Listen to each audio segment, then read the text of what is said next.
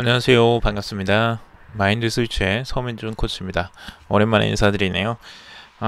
이번 주제 책은요, 나를 바꾸는 심리학의 지혜, 프레임이라는 책이고요. 서울대 심리학과 교수로 재직 중인 최인철 교수님께서 쓴 책입니다. 굉장히 이 책도 굉장히 베스트셀러였었고, 굉장히 유명한 책이었습니다.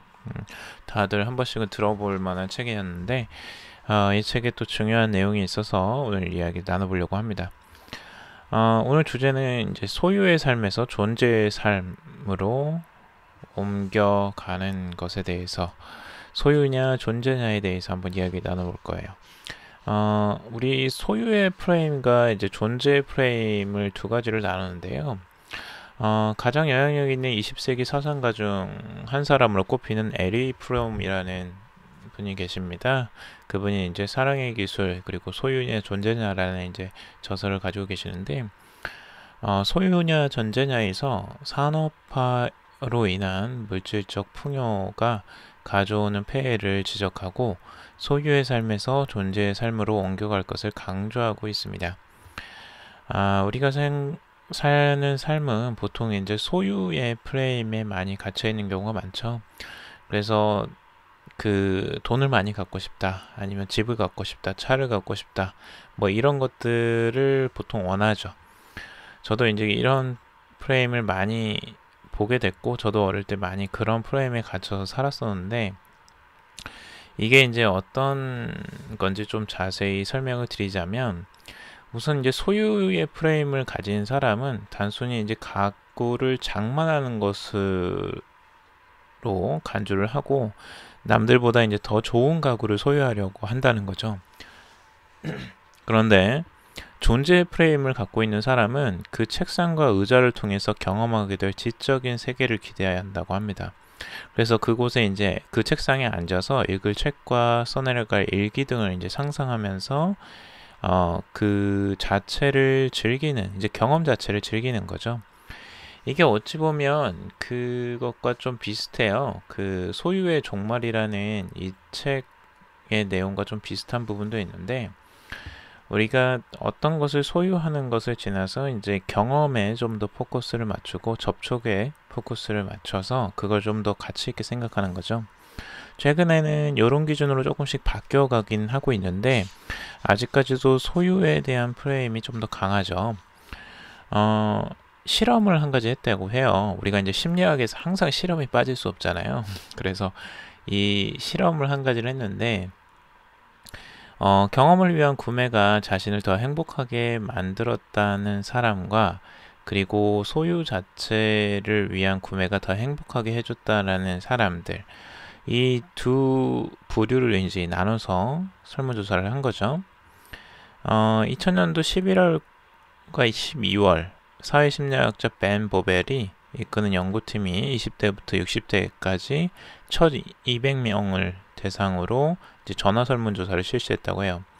주로 이제 가정 경제에 대한 의견 조사를 했는데 설문 말미에 지금까지 살아오면서 스스로 행복해지기 위해서 소유 자체를 목적으로 구매했던 물건, 예를 들어서 이제 옷이나 보석, 전자제품이겠죠. 그리고 경험을 목적으로 구매했던 물건, 예를 들어서 이제 콘서트 티켓이나 스키 여행 등, 요 가운데 한 가지씩을 이제 고르게 했어요. 그리고 다음에 이 두 가지의 구매 물건 중에 무엇이 더 자신을 행복하게 만들었는지를 선택하도록 했어요.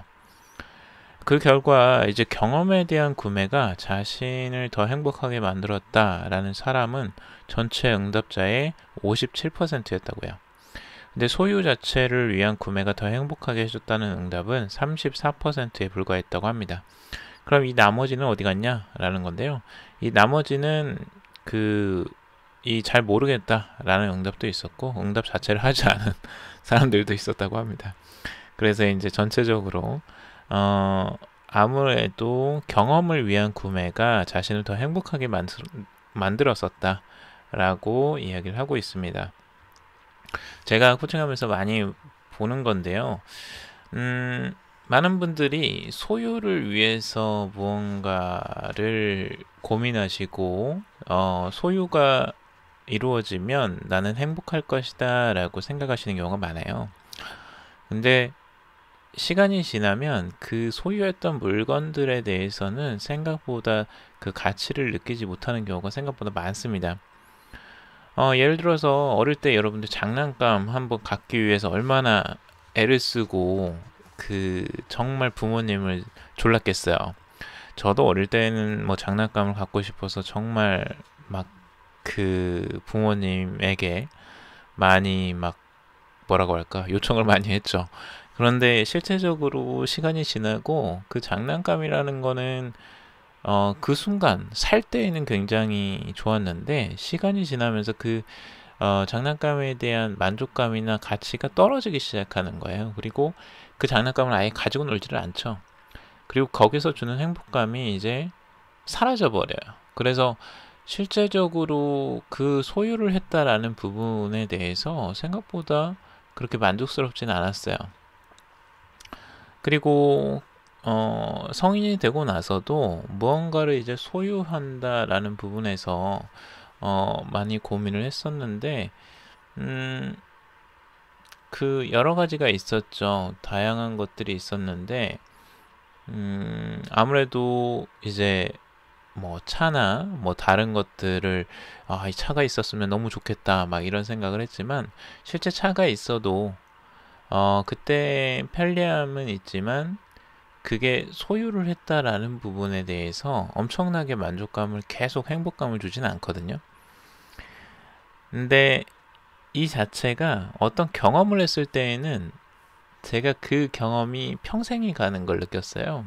예를 들어서 제가 유럽에서 이제 그 배낭여행을 했었는데 그 여행 자체에서 일어났던 경험들이나 제가 느꼈던 것들 이런 것들은 제가 5년, 10년이 지나고 그래도 그것들이 아주 또 생생하고 그 이야기를 지금도 하고 있어요. 많은 사람들과 그 내가 그때 깨달았던 것들, 그때 경험했던 것들.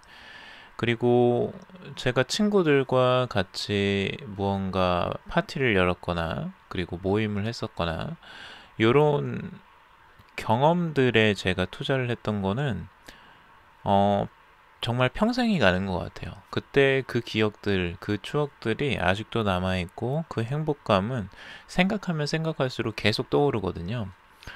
어, 그런 것들을 보면서 이제 많은 걸 느꼈죠.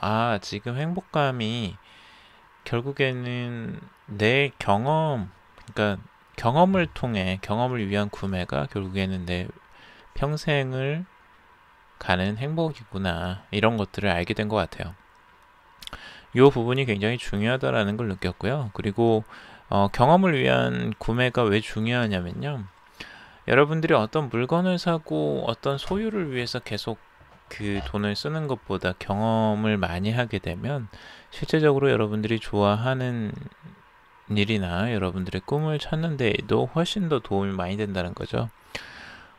인간은 결국에는 경험을 통해서 그 존재 자체를 파악하게 되어 있어요.